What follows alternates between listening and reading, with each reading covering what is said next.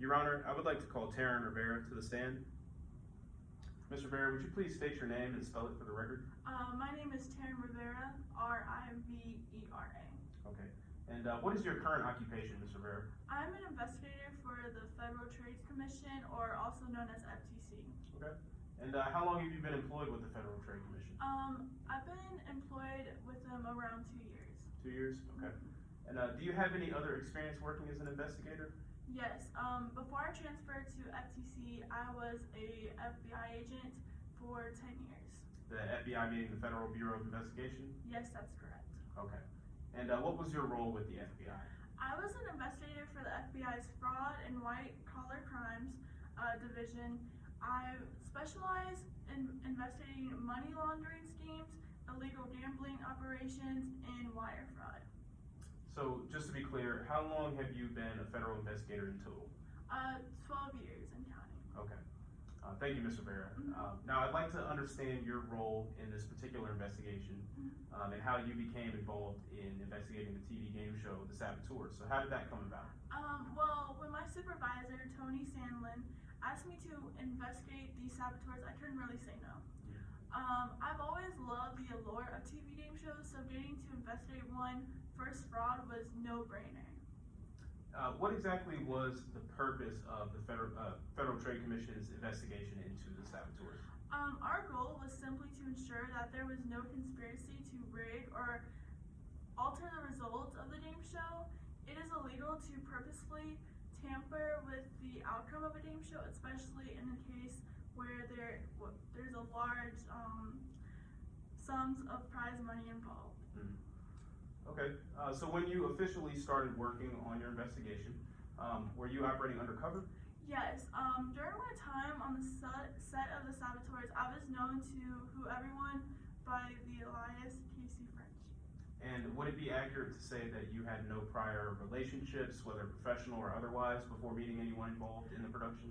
That's correct. I had no prior personal relationships with any producers or participants of the show. I understand.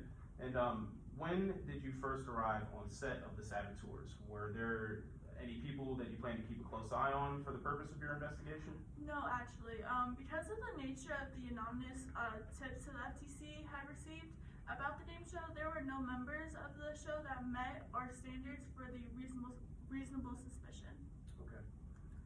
Your Honor, I would like to approach the witness, permission to approach the witness. I would like to present Exhibit 2, and I also have a copy for the opposing counsel and the jury if needed. Ms. Rivera, would you please look over Exhibit 2 for me and confirm that the dates and the episodes that are on the page are correct? Yes. Nothing's been tampered with, and to the best of your knowledge, everything looks right? Yes. Okay. So when you arrived at Hotel Lux, had shooting for season 10 of The Saboteurs already started? No, it hadn't. Because of my role on the game show as a member of craft services, I was required to arrive several days before filming started. Okay, so just to be clear, before any of the events that unfolded during season 10 of The Saboteurs had took place, were there any members of the cast or the production crew who were specifically suspected of a crime? No. Before filming, we had no concrete suspects. As an investigator for the FTC, my only role was to investigate the presence of or the lack of conspiracy, not to try and prove the guilt of any specific person. Okay. And as you just stated, there were no suspects of a crime prior to filming The Saboteurs, but obviously that's not the case at this point in time. So let's talk about the defendant, Charlie Martin. Was there anything about Charlie that stood out to you as suspicious when the two of you first became acquainted? Yes, actually. I noticed from the very beginning that there was something strange about Charlie's relationship with Riley Kay. Kay seemed particularly fond of Charlie Martin, and I thought it was suspicious that Charlie happened to become a saboteur, where he'd have the most access to Riley Kay and vice versa. And was there anything else that stood out to you as suspicious as the season progressed on? Yes. During the week of filming for episode 8, I caught Charlie Martin in a restricted area of the Hotel Lux where he claimed to be looking for cleaning supplies for a Diet Coca-Cola spill. However, I know for a fact that there was no Diet Coca-Cola on the entire set. This me a bit suspicious and caused me to keep a closer eye on Charlie for the rest of the season. And was there anything suspicious that Charlie may have said to Rob Armstrong? Yes, he said, and I quote, "I won't regret a thing when I hear you take your last breath. Push me too far and the day will be here before you know it. Enjoy the next few days, that will be your last." And so, just to confirm, this was also said in the lead up to the Week 9 filming? Yes. Okay.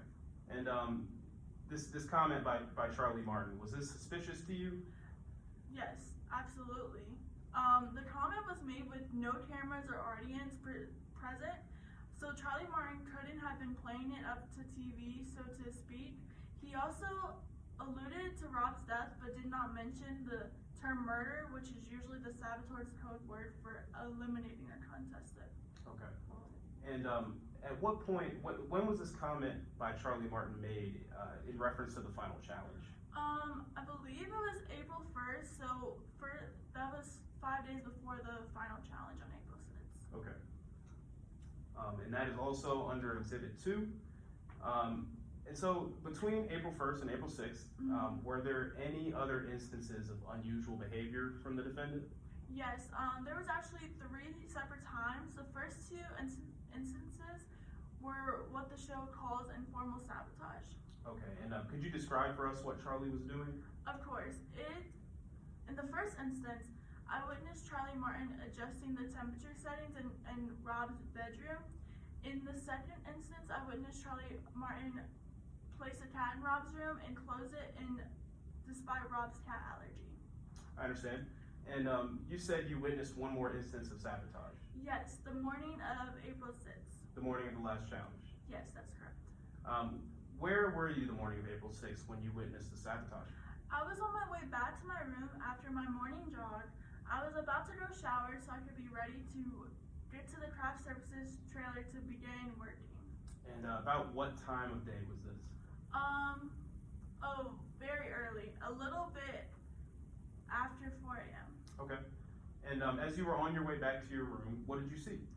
I saw someone standing down by the lagoon where the diving equipment for the day's challenge was set up.